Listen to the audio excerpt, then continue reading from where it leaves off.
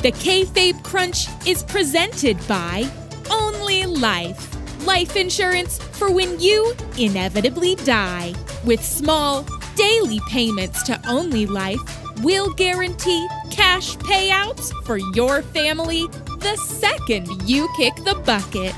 The moment after you perish, a muscle-bound representative will be there with a six-figure sum and a loving embrace for your partner. The Kayfabe Crunch. We want to take you back to the news. Wow, good news! This is your Kayfabe Crunch for Tuesday, August 11th, 2020. I'm Charlie Crossface Chicken Wing. Coming up on today's edition, we have all the latest from Raw, plus a quick analysis of anarchic factions in WWE. But first, in grappling history, in 1953, all-time wrestling superstar and known racist Hulk Hogan was born.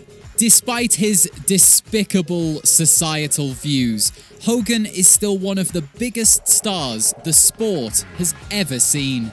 But it is more important to remember that he's a massive bigot, and that there are plenty of legends who aren't.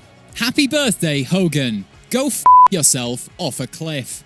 And in 2014, Randy Orton faced Sheamus in the main event of Raw. That's not news. There was a 2-year stretch where that happened every single week. That's not noteworthy in any way. Just who writes this? And now let's get on with the Killer-Kendo news. Top story, stop, he's already dead. Last night, Samoa Joe welcomed us to the contract signing for Seth Rollins versus Dominic Mysterio.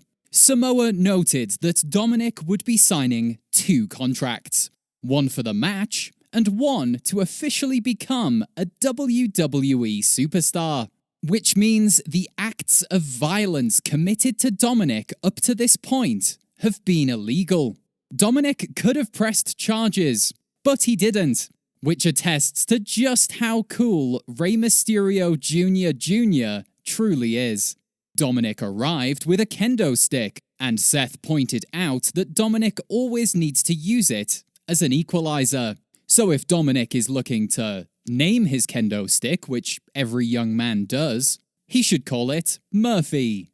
Rollins gave his usual spin about fans forcing him to become the Monday Night Messiah, and finished by asking, when is it going to be enough for you, for anyone? When is it finally going to be enough? Never, Seth. You should know this by now. The wrestling never ends. Nothing will ever be enough. Dominic retorted by stating that Seth changes the lives of good men for the worse, and that the only greater good he fights for is his own. So, in a way, he's sort of like an inverse Jesus. That's in terms of his morality, not like a Jesus with his guts all on the outsides. But that's what you'd like, isn't it? Pharisees. Rollins then copied the homework of Ziggler and McIntyre from last month by allowing Dominic to use his kendo stick at SummerSlam.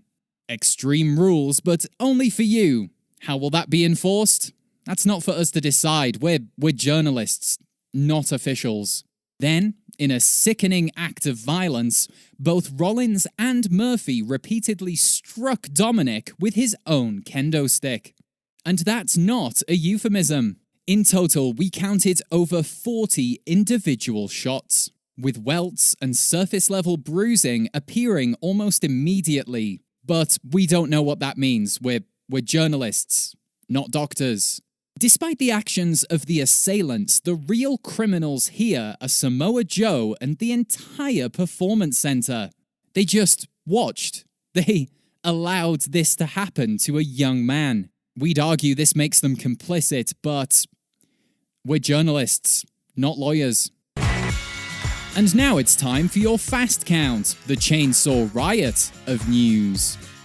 Zelina Vega denies poisoning Montez Ford, citing protection for her client's opportunity and not being able to reach the top shelf where Vince keeps the poison. After an emotional back and forth, Randy Orton punted Ric Flair in the head, which has left fans thinking about a potential dream match. Orton vs. McAfee, WrestleMania 37, punt versus punt. The AEW Deadly Draw has been so predictable in its pairings, we've opened an investigation into lot tampering. More on this, never. Shayna Baszler dominates Raw Underground by destroying one athletic fighter and two women from HR. MVP claims he was beaten by the lights, leaving many fans to wonder about a secret stint in CZW. Asuka defeated Bayley and will face Banks at SummerSlam. Asuka's only request for this match is that Bayley refrains from wearing horizontal stripes. Mickie James returns to Raw. Lana and Natalya have matching jackets. I'm told these events are related? The Viking Raiders, Ricochet and Cedric Alexander defeat Retribution in an 8-man tag. Defeat 4 ninjas in an 8-man tag. Why do they dress the same? Good news! Women everywhere are now allowed to be empowered in the world of business, providing they give a millionaire $50 per year. Seems legit.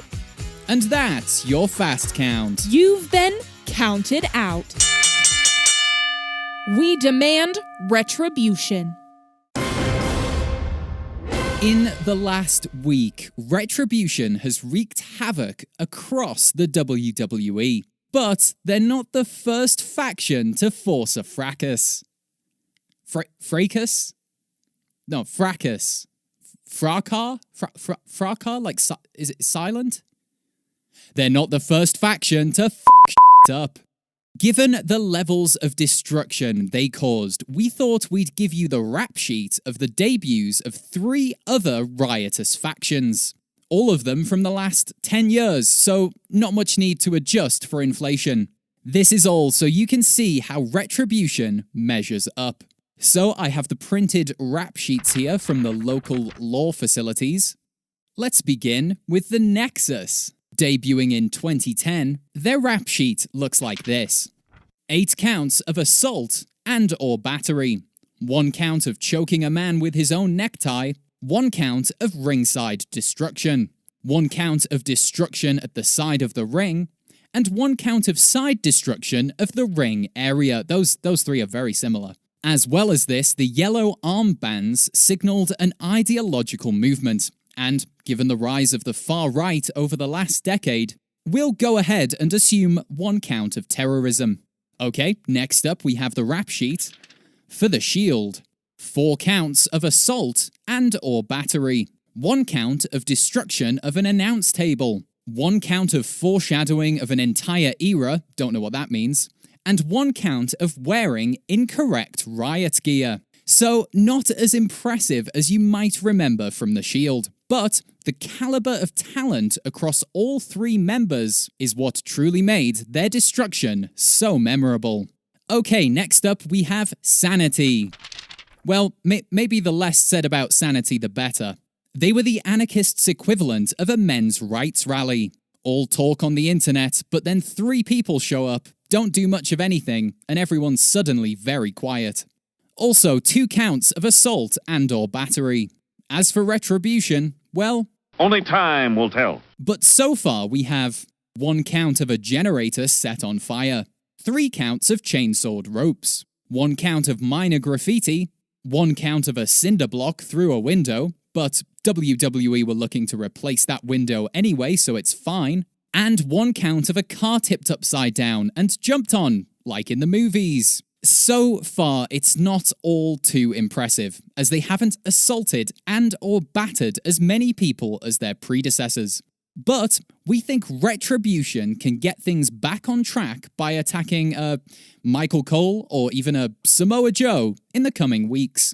Wait, why are we, the news, giving advice to criminals? We're not Fox. And there's just time for a quick update on the missing Raw superstar, Brendon Vink. At the weekend, Shane Thorne, his former tag team partner, had his home searched by authorities, where unfortunately they found no link to Vink.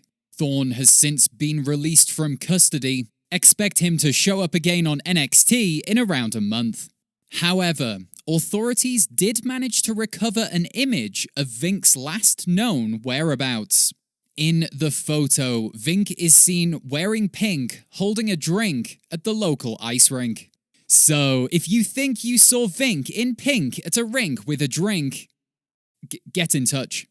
Join us Saturday when we'll ask, due to poor ratings, are Miz TV and the Firefly Funhouse at risk of cancellation? And remember, you can support this podcast by following us on Twitter at Kayfabe Crunch. Twitter is a digital hellscape, but if you have any better ideas for promoting the goddamn news, then please get in touch. Via Twitter. There's no other option. At Kayfabe Crunch on Twitter. This has been the Kayfabe Crunch, your not quite daily, not quite news, bump for the world of professional wrestling. The Kayfabe Crunch is presented by Only Life, eternal protection from the finality of death.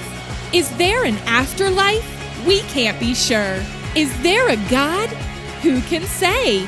What we do know is that death happens, and you can't escape no matter how hard you try. Protect your loved ones by leaving them a lump sum.